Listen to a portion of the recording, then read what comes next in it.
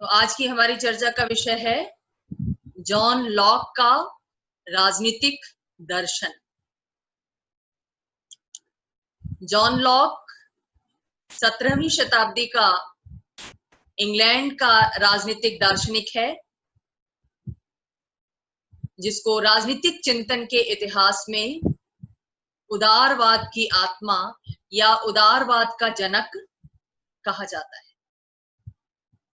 Hobbs ने जहां एक और निरंकुश संप्रभुता के सिद्धांत का प्रतिपादन किया, वहीं लॉक ने सीमित संप्रभुता के सिद्धांत को जन्म दिया और उदारवाद का ये मौलिक विचार दुनिया के सामने रखा कि व्यक्ति साध्य है, व्यक्ति के अधिकार, व्यक्ति की स्वतंत्रताएं साध्य हैं। राज्य व्यक्ति द्वारा बनाई गई संस्था है, एक कृत्रिम संस्था है, जिसका सर्वोच्च लक्ष्य व्यक्ति के अधिकारों, स्वतंत्रताओं और जीवन की सुरक्षा करना है।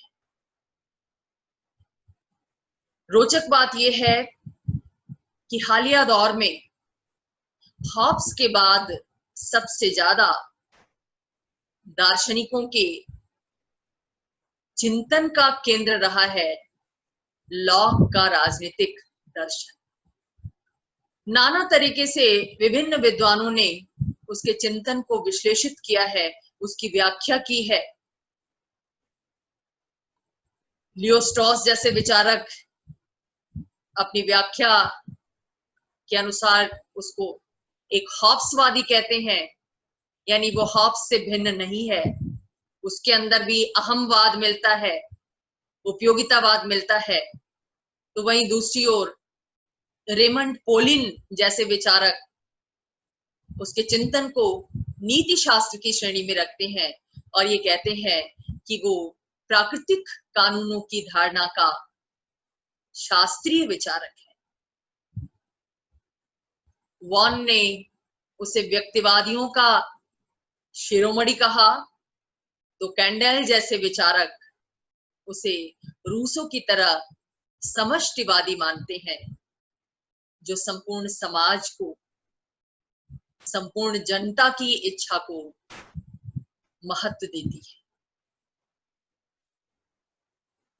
कुछ और आधुनिक विचारकों ने, जैसे मैकफेरो, लॉक के चिंतन को और गहराई के साथ विश्लेषित करते हैं और ये पाते हैं कि लॉक के चिंतन में बुर्जुआ की तानाशाही दिखाई देती है।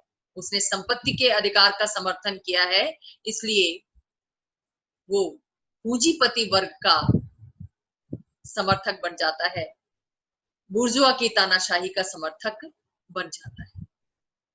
तो इस तरीके से नाना विचारकों ने जितना ज्यादा लॉक के चिंतन का विश्लेषण किया, उतनी ज्यादा नई नई टिप्पणियां लॉक के विषय में की गई, लेकिन मूलतः लॉक को एक उदारवादी, एक समझौतावादी विचारक माना जाता है, जिसने राज्य की कल्पना एक कृत्रिम संस्था के रूप में की, जिसकी स्थापना मनुष्यों के द्वारा आपसी समझौते के द्वारा की गई।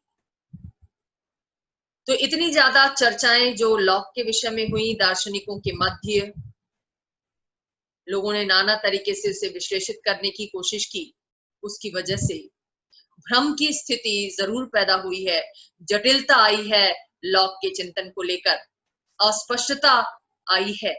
लेकिन इन सारी अस्पष्टताओं और जटिलताओं के बीच लॉक का एक जो स्थायी चेहरा दिखाई देता है, वो है उदारवादी विचारक के रूप में, सीमित संप्रभुता के सिद्धांत के जनक के रूप में, प्रथम उदारवादी विचारक के रूप में वो हमारे सामने आता है। इससे पहले कि हम लॉक के राजनीतिक दर्शन के विषय में जाने,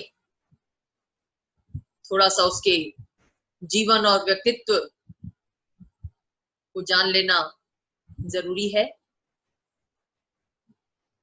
लॉक 1632 में इंग्लैंड में जन्मा था प्यूरिटन संप्रदाय के मध्यम वर्गीय परिवार में। और लॉक के समय में एक बड़ी जो राजनीतिक घटना हुई थी वो थी 1688 की गौरवपूर्ण क्रांति, जिसका पूरा पूरा प्रभाव उसके चिंतन पर दिखाई देता है। हॉब्स के समय में इंग्लैंड में गृह युद्ध चल रहा था, लेकिन लॉक के समय में वो गृह युद्ध समाप्त होकर क्रांति हुई थी, गौरवपूर्ण क्रांति संपन्न हुई थी राजतंत्र और संसद के समर्थकों के बीच। व्यक्तिगत रूप में लॉक ने ऑक्सफोर्ड यूनिवर्सिटी से शिक्षा हासिल की। उस समय तक वहीं शिक्षक के रूप में कार्य भी किया उसने, लेकिन बाद में उसमें अरुचि होने पर उसने चिकित्सक का प्रशिक्षण प्राप्त किया और एक चिकित्सक के रूप में उसने 15 वर्षों तक कार्य किया। लॉर्ड एशले के निजी चिकित्सक के रूप में, निजी सचिव के रूप में उसके द्वारा कार्य किया गया। वो लॉर्ड एशले जो आगे चलकर अर्ल ऑफ शेफ्सबरी। इंग्लैंड का जो गृह युद्ध चला था उसमें लॉक की भूमिका कैसी थी?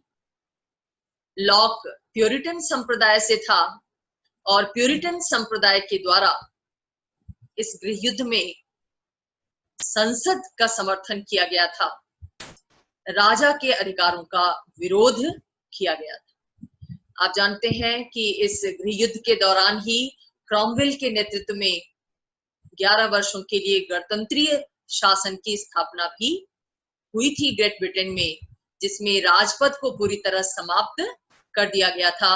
स्टुअर्ट राजाओं को देश से निर्वासित कर दिया गया था। लेकिन 1658 में जब क्रॉमवेल की मृत्यु हो गई तो उसके बाद फिर से स्टुअर्ट वंश के राजा ही चार्ल्स द्वितीय को आमंत्रित किया गया राजपद ग्रहण करने के लिए। लॉक पर यह आरोप था कि लॉक ने उस षड्यंत्र में हिस्सा लिया जिस षड्यंत्र का उद्देश्य चार्ल्स द्वितीय को राजा नहीं बनने देना था। लिहाजा विरोधी कार्यवाही का अंदेशा होने पर लॉक ने खुद देश छोड़ दिया और हॉलैंड जाकर बस गया। हॉलैंड से वो तब वापस आया जब विलियम ऑफ ऑरेंज को आमंत्रित किया गया ग्रेट ब्रिटेन में राजपद के लिए, और इसी दौरान राजा और संसद समर्थकों के बीच बिल ऑफ राइट्स पर हस्ताक्षर हुए, जिसके तहत राजा ने अपनी नॉमिनल स्थिति को स्वीकार कर लिया और संसद के वास्तविक अधिकारों को मान्यता दी गई। ये मान लिया गया कि अब राजा के कोई अधिकार नहीं होंगे, ब्रिटेन में पारंपरिक ढंग का राजतंत्र नहीं होगा, केवल नाम मात्र के लिए होगा और वास्तविक अधिकार जनप्रतिनिधियों की संस्था यानी संसद के पास होगा। संसद लोगों के लिए कानून बनाएगी और उन्हें लागू करवाने की व्यवस्था कार्यपालिका के माध्यम से करेगी। तो ये जो घटनाक्रम था, इस घटनाक्रम का लॉक के जीवन पर, उसकी रचनाओं पर बहुत ज्यादा प्रभाव पड़ा।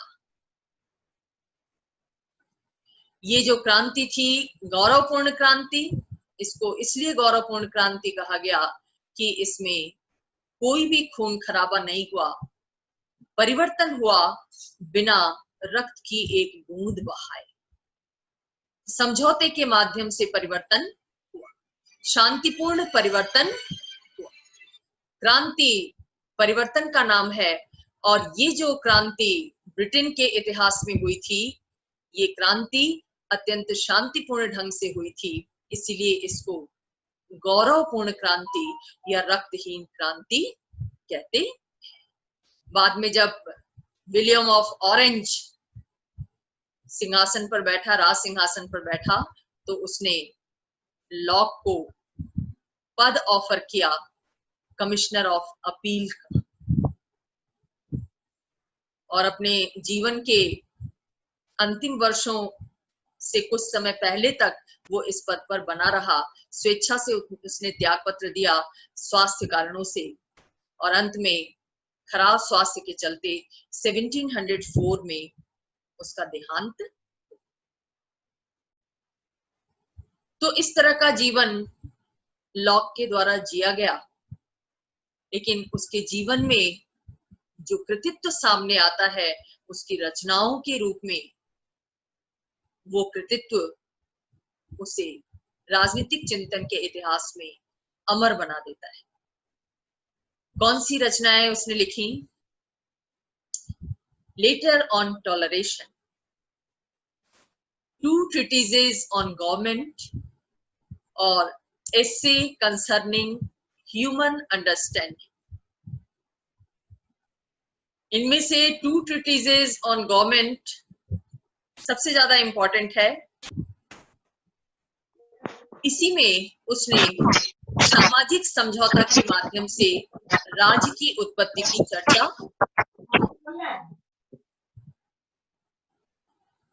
कौन सी अध्ययन पद्धति अपनाई है लॉक ने? तो लॉक की अध्ययन पद्धति तर्कमूलक है और आनुभविक है। तर्कमूलक पद्धति का प्रयोग हॉब्स ने भी किया था, यानी जो सिद्धांत बनाए जाते हैं दार्शनिक के द्वारा, उसे अपने तर्कों से सिद्ध करने की कोशिश की जाती है, पुष्ट करने की कोशिश की जाती है। और आनुभविक पद्धति किसको कहते हैं? जिसके अंतर्गत इंद्रियों से प्राप्त ज्ञान को आधार बनाया जाता है सिद्धांत का। इंद्रियां कौन सी? हम जो देखते हैं, चक्षु इंद्रिय का प्रयोग करके जिन तथ्यों को इकट्ठा करते हैं, जो महसूस करते हैं, जो अनुभव करते हैं सामाजिक जीवन में, राजनीतिक जीवन में, उन महसूस किए गए, अनुभव किए गए, देखे गए तथ्यों के आधार पर जब सिद्धांत निर्मित किया जाता है तो ये कहते हैं कि आनुभविक पद्धति का प्रयोग हुआ। लॉक ने टू ट्रीटिसेस ऑन गवर्नमेंट की रचना तो तर्कमूलक पद्धति के आधार पर की, लेकिन ऐसे कंसर्निंग ह्यूमन अंडरस्टैंडिंग की रचना उसके द्वारा आनुभविक पद्धति को अपनाते हुए की गई। हालांकि लॉक ये मानता है कि आनुभविक पद्धति अपने आप में पूर्ण नहीं है, क्योंकि इस पद्धति को भी तर्क का सहारा लेना पड़ता है। इंद्रियों द्वारा जो कुछ हम देखते हैं, अनुभव करते हैं, उनको सिद्धांत रूप देने के लिए तर्क का सहारा, मन का सहारा, मस्तिष्क का सहारा लेना पड़ता है। इसलिए ये दोनों पद्धतियां साथ साथ चल सकती हैं और इसलिए एक दूसरे की पूरक बन जाती है। जहां तक प्रभाव की बात है, आपने देखा कि इंग्लैंड की गौरवपूर्ण क्रांति का लॉक के चिंतन पर सबसे ज्यादा प्रभाव है। जो कुछ इस क्रांति के दौरान, गृह युद्ध के दौरान जो कुछ घटनाक्रम हुए, लॉक उनका साक्षी बना, उनको नजदीकी से देखा, अनुभव किया और अपने चिंतन में उसे जहां जरूरत पड़ी समाहित करने की कोशिश की। दूसरे उसके चिंतन पर प्रभाव है औपनिवेशिक विस्तार से उपजे व्यवसायी वर्ग का। यानी उसके समय में इंग्लैंड के सामाजिक राजनीतिक जीवन में परिवर्तन आ रहा था, आर्थिक जगत में परिवर्तन आ रहा था, औद्योगिक क्रांति की पृष्ठभूमि तैयार हो रही थी, उत्पादन व्यवस्था बदल रही थी, ब्रिटेन का औपनिवेशिक साम्राज्य विस्तृत हो रहा था एशिया अफ्रीका के विभिन्न देशों में। विकासशील देशों में। इस औपनिवेशिक विस्तार ने समाज में एक वर्ग को प्रभावी स्थिति प्रदान करनी शुरू कर दी थी, और वो वर्ग था व्यवसायी वर्ग, जो व्यापार करता था एक देश से दूसरे देश में। चूंकि ये व्यापार करता था, व्यापार आसानी से हो सके, बिना किसी बाधा के हो सके, लाभप्रद हो सके, इसके लिए उसको व्यापारिक स्वतंत्रता चाहिए थी, और ये स्वतंत्रता राज्य के द्वारा नीति निर्माण के माध्यम से प्रदान की जाती। लॉक के चिंतन में व्यवसायी वर्ग द्वारा की जाने वाली इस स्वतंत्रता की मांग का भी प्रभाव दिखाई देता है जब वो व्यक्ति के संपत्ति के अधिकार की चर्चा करता है, संपत्ति के प्राकृतिक अधिकार की चर्चा करता है। तो ये दो परिस्थितियां ब्रॉडली उसके चिंतन को प्रभावित करती दिखाई देती हैं। इसके अलावा व्यक्तिगत जीवन में उसके फादर और उसके मित्रों का भी बहुत ज्यादा प्रभाव था, जो उसकी लेखनी पर भी दिखाई देता है।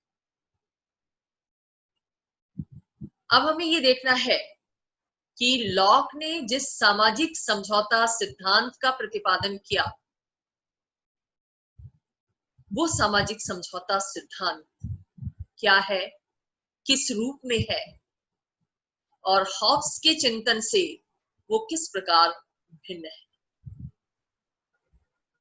यहाँ पर आपको एक बात समझनी चाहिए कि जब आप राजनीतिक चिंतन पढ़ते हैं, चिंतकों के बारे में जानते हैं, उनके विचारों के बारे में जानते हैं,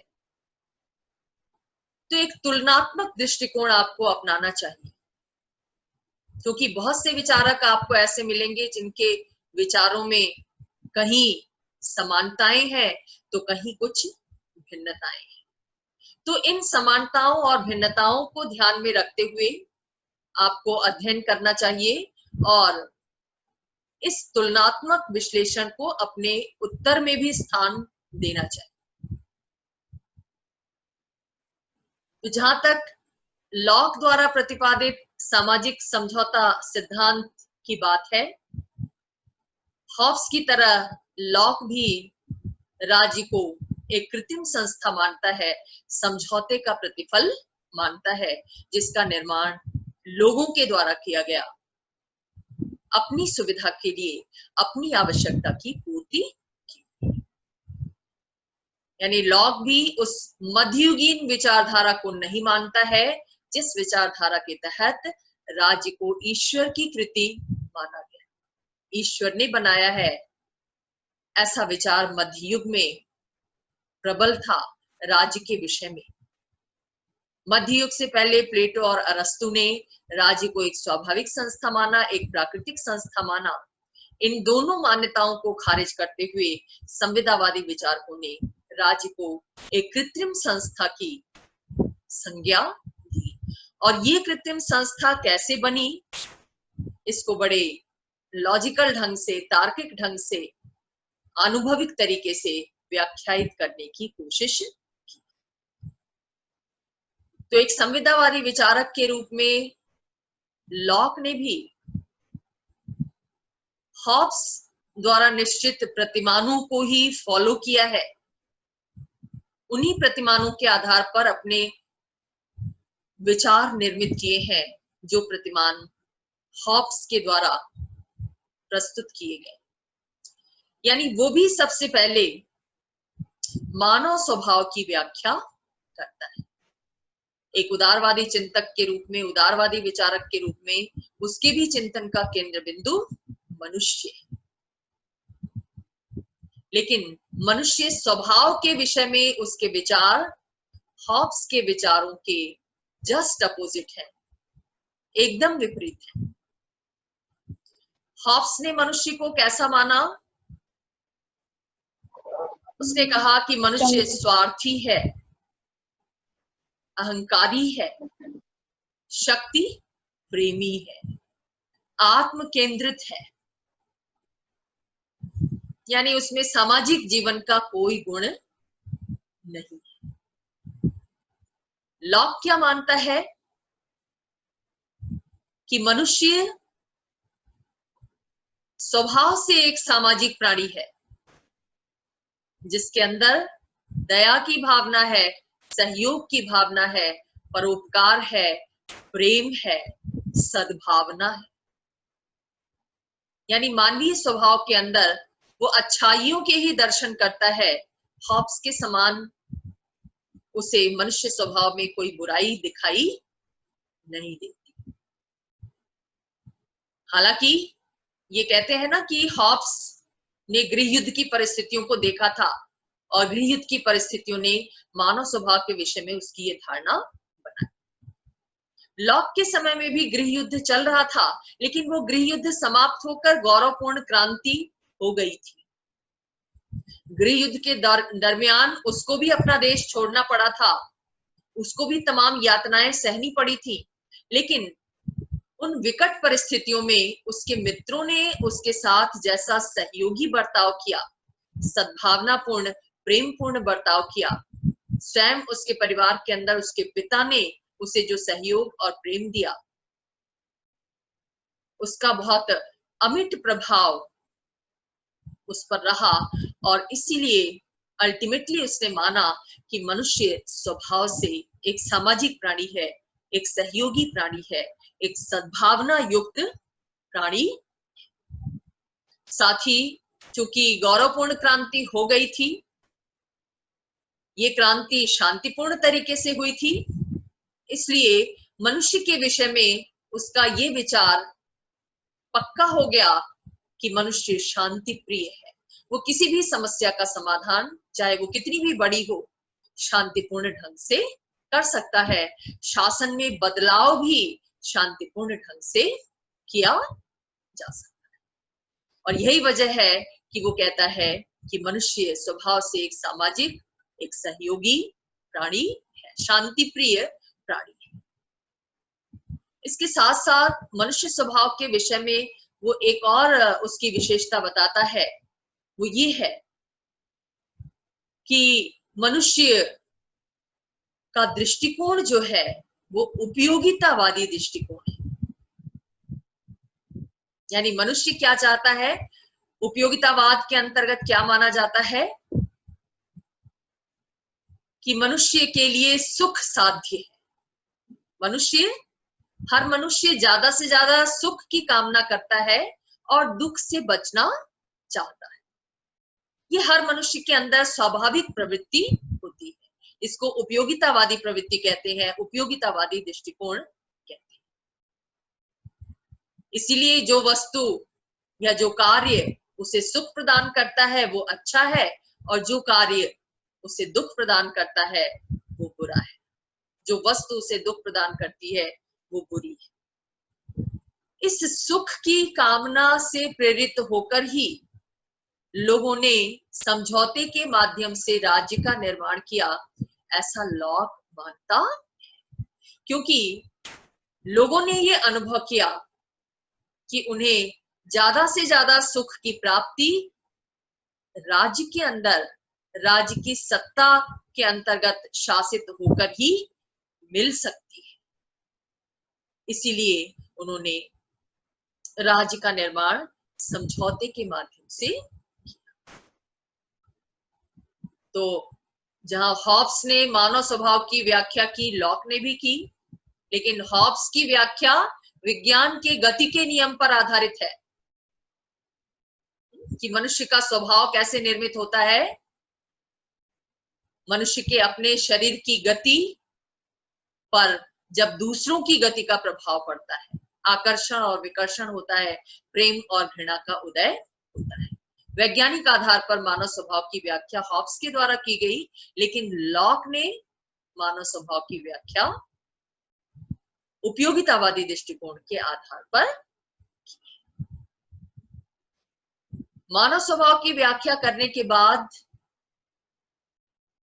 लॉक ने हॉब्स के पैटर्न को ही अपनाते हुए प्राकृतिक अवस्था का चित्रण किया है। यानी वो प्राकृतिक अवस्था जो राज्य के बनने से पहले की अवस्था थी। बहुत से जो आधुनिक विचारक हैं वो ये मानते हैं कि लॉक के चिंतन में जो प्राकृतिक अवस्था है वो पूर्व राजनीतिक है, पूर्व सामाजिक नहीं है। यानी लॉक जिस प्राकृतिक अवस्था की बात करता है उसमें लोगों के संबंध सहयोग पर आधारित है और सहयोग समाज का मूल तत्व है।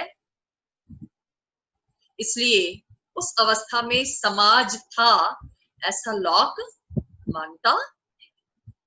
हॉब्स ये मानता है कि समाज नहीं था क्योंकि सहयोग नहीं था, संबंध नहीं थे लोगों के वैसे सहयोगी। लेकिन लॉक ये कहता है कि चूंकि शांति और सद्भाव मनुष्य के स्वभाव का अंग है, इसलिए ऐसे स्वभाव से युक्त जो लोग प्राकृतिक अवस्था में रहते थे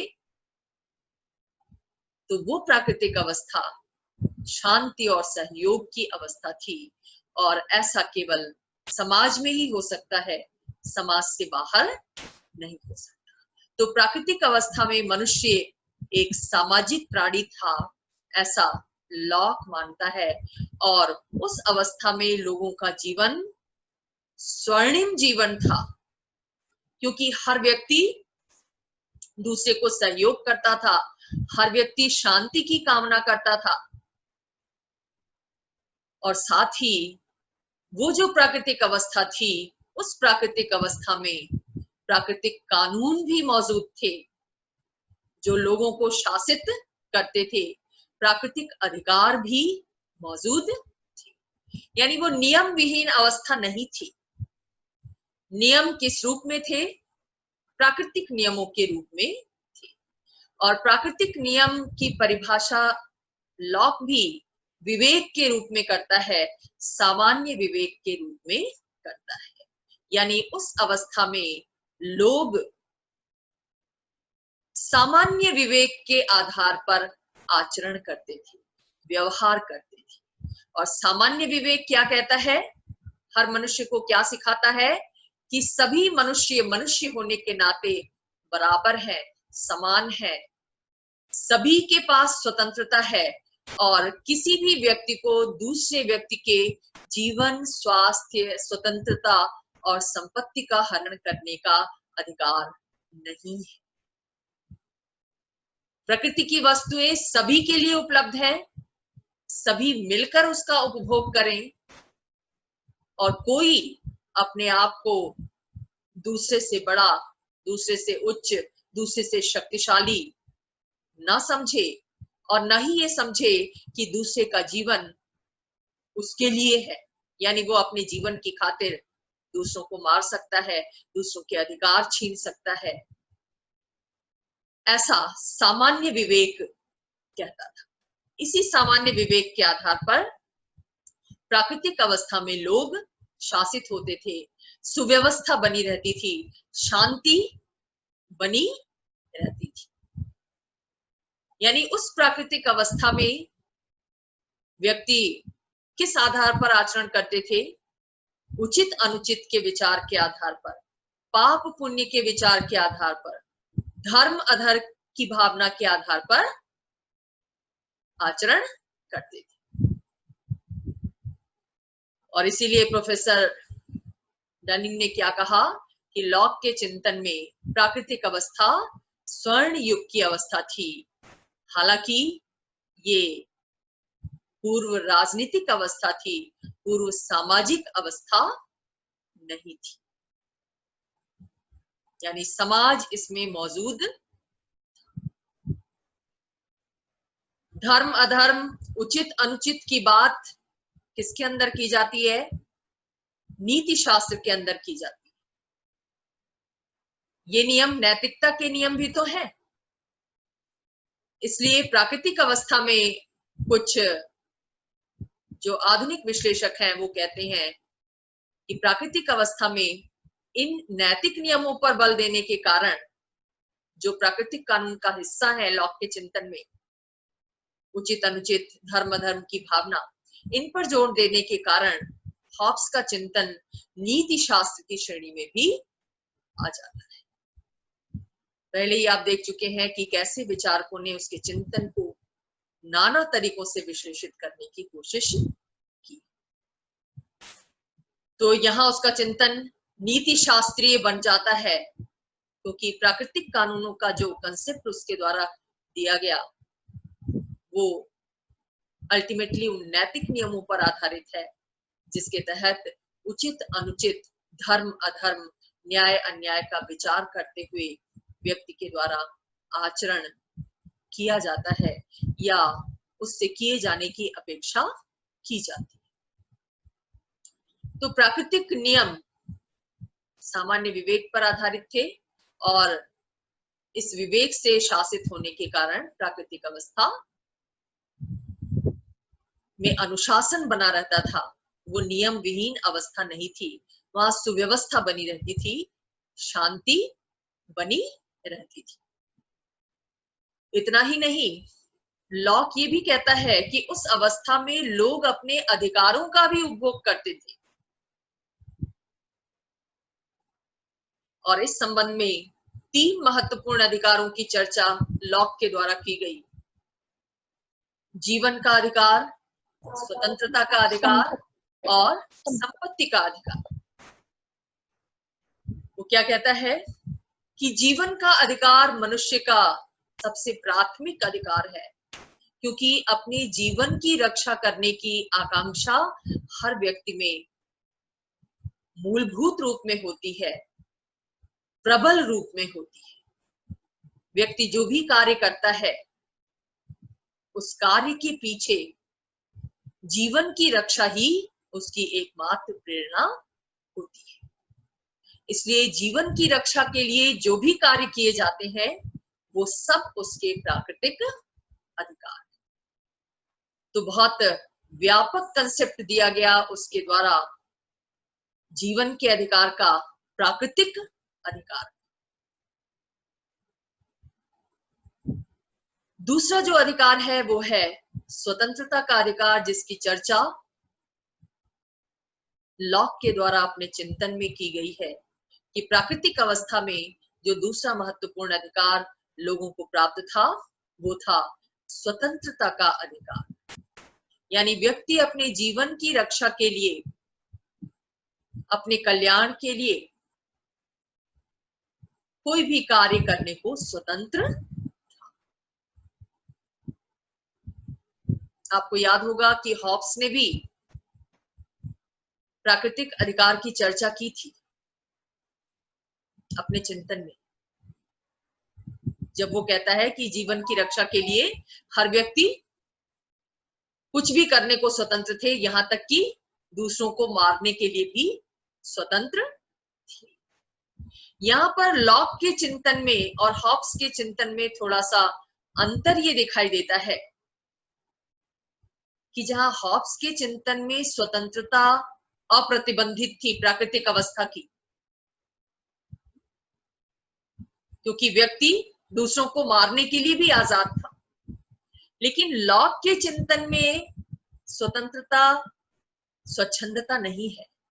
कुछ भी करने की आजादी नहीं थी लोगों को प्राकृतिक अवस्था में। किन कार्यों को करने की आजादी थी?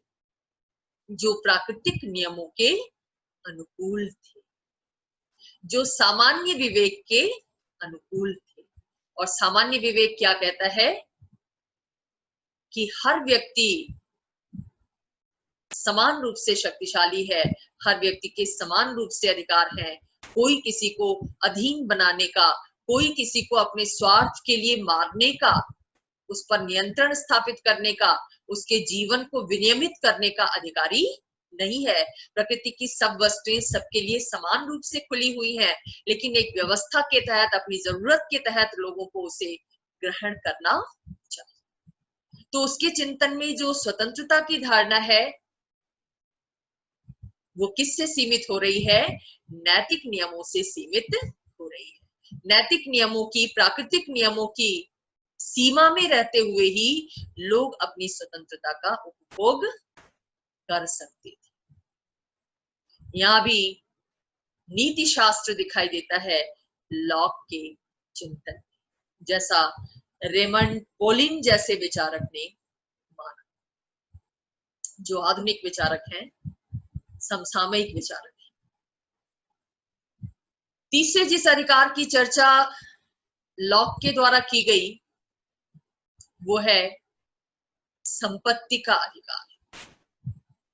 यानी प्राकृतिक अवस्था में लोग न सिर्फ जीवन के अधिकार का उपभोग करते थे, स्वतंत्रता के अधिकार का उपभोग करते थे, बल्कि संपत्ति के अधिकार का भी उपभोग करते थे। और लॉक ये कहता है कि वास्तव में संपत्ति का अधिकार जीवन के अधिकार से, स्वतंत्रता के अधिकार से संबद्ध है, क्योंकि संपत्ति अर्जित किस लिए करता है व्यक्ति? अपने जीविकोपार्जन के लिए, अपने जीवन की जरूरतों को पूरा करने के लिए। तो संपत्ति के अधिकार का जीवन के अधिकार से सीधा सीधा संबंध है, वो उससे जुड़ी हुई है, उस पर आश्रित है। अब प्रश्न उठता है कि संपत्ति का अधिकार बनता कैसे है, कैसे सृजित होता है, उसकी रचना कैसे होती है? लॉक ये कहता है कि प्रकृति की वस्तुओं में मनुष्य के द्वारा जब अपना श्रम मिला दिया जाता है तो वो उसकी संपत्ति बन जाती है। जैसे नदियों में पानी बह रहा है, वो सबके लिए समान रूप से खुला हुआ है, लेकिन अगर कोई व्यक्ति उस नदी से बाल्टी भर पानी भरकर अपने घर में ले आता है, तो चूंकि उसमें उसका श्रम लग गया है, इसलिए वो बाल्टी का पानी उसकी अपनी संपत्ति होगी। ऐसे ही प्रकृति की हर वस्तु में अगर मनुष्य ने अपना श्रम लगा दिया तो वो उसकी संपत्ति बन जाती है। ये श्रम का मूल्य सिद्धांत था कि किसी वस्तु का मूल्य उसमें लगने वाले श्रम से होता है, जैसा आगे चलकर मार्क्स जैसे अर्थशास्त्री ने प्रतिपादित किया। उदारवाद के अंतर्गत भी ये माना गया। तो मूल्य के श्रम सिद्धांत का जनक कौन बन जाता है? लॉक बन जाता है। तो बहुत सी आधुनिक विचारधाराएं लॉक के चिंतन में मूल रूप में दिखाई देती, बीज रूप में दिखाई देती हैं, जो आगे चलकर विकसित हुई। दूसरी ओर संपत्ति के अधिकार की बात तो करता है लॉक, लेकिन उसको असीमित नहीं बनाता है। जैसे उसने स्वतंत्रता पर सीमा आरोपित की, वैसे ही संपत्ति के अधिकार पर भी सीमा आरोपित की। संपत्ति अगर असीमित हो जाएगी तो क्या होगा? उससे समाज में आर्थिक विषमता फैलती। आर्थिक विषमता से शोषण पनपता है, और ये शोषण समाज को अन्यायपूर्ण बना देता है। जिस अन्याय के विरुद्ध आवाज उठाई गई मार्क्सवादी समाजवाद के द्वारा, समाजवादी विचारकों के द्वारा। तो यहाँ पर लॉक के चिंतन में समाजवाद भी दिखाई देता है, क्योंकि उसने संपत्ति की चर्चा करते हुए भी संपत्ति को असीमित नहीं बनाया। कौन सी सीमाएं संपत्ति पर उसने आरोपित की? पहली सीमा उसने कहा श्रम की सीमा, अर्थात मनुष्य उतनी ही संपत्ति रख सकता है जितनी उसने अपने श्रम से अर्जित की। दूसरों के श्रम से अर्जित संपत्ति पर उसका कोई अधिकार नहीं। और मानवीय श्रम की सीमा होती है। हर व्यक्ति एक सीमा से ज्यादा श्रम नहीं कर सकता, इसलिए एक सीमा से ज्यादा संपत्ति भी नहीं रखी जा सकती उसके। दूसरी सीमा वो कहता है पर्याप्तता की सीमा। ये क्या है? वो कहता है कि हर मनुष्य उतनी ही संपत्ति रख सकता है जितनी उसके जीवन के लिए पर्याप्त है। बाकी संपत्ति दूसरों को भी अर्जित करने दो जो उनके जीवन के लिए पर्याप्त है। ये विचार भी समाजवादी विचार है जो संपत्ति के केंद्रीकरण पर रोक लगाता। और तीसरी सीमा जो संपत्ति के अधिकार पर उसके द्वारा आरोपित की गई वो है विनाश की सीमा। वो कहता है कि हर व्यक्ति प्रकृति की उसी वस्तु को अपनी संपत्ति बना सकता है जिस वस्तु का वो सदुपयोग कर सके। प्रकृति की वस्तुओं का दुरुपयोग करने का विचार यदि उसके मन में है तो वो उसकी संपत्ति नहीं हो सकती, क्योंकि वो कहता है कि प्रकृति ने या ईश्वर ने मनुष्य को जो वस्तुएं दी है, जो चीजें दी है, जो प्राकृतिक संसाधन दिए हैं वो उपयोग करने के लिए हैं, उन्हें नष्ट करने के लिए। देखिएगा इस विचार में आधुनिक पर्यावरणवाद भी छिपा हुआ है, निशस्त्रीकरण भी छुपा हुआ है। जब आधुनिक युग में अणु अस्त्रों का निर्माण हो रहा है प्राकृतिक संसाधनों के माध्यम से, रासायनिक अस्त्रों का निर्माण हो रहा है, जैविक अस्त्रों का निर्माण हो रहा है, किस लिए? अपनी शक्ति की आकांक्षा को पूरा करने की। एक परमाणु बमधारी देश क्या सोचता है कि वो जब चाहे तब दुनिया का चंद मिनटों में विनाश कर सकता है। लॉक ये कहता है कि उस संपत्ति पर कोई अधिकार व्यक्ति का नहीं होना चाहिए जो संपत्ति विनाश के लिए प्रयोग में लाई जाए। यानी प्रकृति का जो संसाधन विनाश के लिए प्रयोग में लाया जा रहा है वो कभी भी व्यक्ति की संपत्ति नहीं बन सकती, हमेशा उसका सदुपयोग होना चाहिए। आधुनिक पर्यावरणवादी चिंतन में भी हम ये मानते हैं कि मनुष्य के द्वारा प्रकृति का सदुपयोग किया जाए, उसका शोषण न किया जाए, अत्यधिक दोहन न किया जाए। तो इस दृष्टि से भी लॉक एक आधुनिक उदारवादी विचारक के रूप में हमारे सामने आता है। हालांकि उसने जो संपत्ति के ऊपर सीमाएं लगाई हैं, मैकफर्सन जैसे विचारकों का मत है कि वो सीमाएं धूमिल पड़ जाती हैं मुद्रा के आविष्कार के बाद, वो अप्रासंगिक हो जाती हैं। क्यों? क्योंकि अब मुद्रा के बदले कोई भी व्यक्ति दूसरे के श्रम को खरीद कर अपनी संपत्ति बना सकता है। अब ये बात नहीं है कि व्यक्ति को अगर पानी संचित करना है तो उसे खुद बाल्टी लेकर जाना होगा और लाना होगा। वो क्या करेगा? किसी को हायर करेगा, उससे बोलेगा कि तुम बाल्टी भर पानी लाकर मुझे दो, उसके बदले मैं तुम्हें इतनी मुद्रा दूंगा। तो जो श्रम की सीमा है वो अप्रासंगिक हो जाती है, मैकफर्सन जैसे विचारक ये कहते हैं। और इसीलिए मैकफर्सन मानते हैं कि प्रकारांतर से लॉक ने संपत्ति के अधिकार का समर्थन किया है, असीमित अधिकार का समर्थन किया है। इसके अलावा लॉक ने यह भी कहा कि व्यक्ति को अपनी संपत्ति की वसीयत करने का अधिकार है। यानी एक व्यक्ति की संपत्ति उसके जीवन के समाप्त होने के साथ समाप्त नहीं हो जाएगी, बल्कि वो अपनी संपत्ति का वारिस अपने आगे आने वाली पीढ़ी को बना सकता है। और ये विचार मैकफर्सन ये कहते हैं कि उसके चिंतन में पूंजीवादी विचार है, बुर्जुआ विचार है, जो ज्यादा से ज्यादा एक पीढ़ी से दूसरी पीढ़ी तक संपत्ति के सृजन, उसके परिवर्धन, उसके संरक्षण, उसके विस्तार की बात करता। तो अल्टीमेटली मैकफर्सन ये मानते हैं कि लॉक के चिंतन में असीम संपत्ति रखने और संपत्ति की असमानता के विचार को उचित ठहराया गया है, जो आधुनिक पूंजीवादी भावना का प्रतिनिधित्व करता है।